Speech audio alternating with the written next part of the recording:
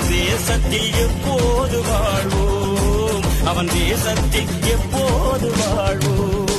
அது காணும் ஒரு தருணம் வரும் காத்திருங்கள்.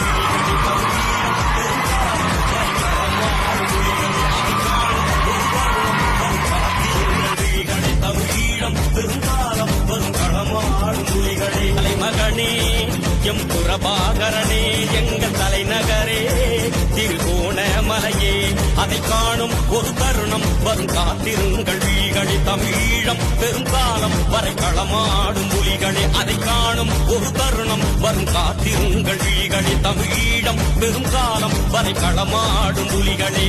தலைமகனே எம் பிரபாகரனே, எங்கள் தலைநகரே திருகோண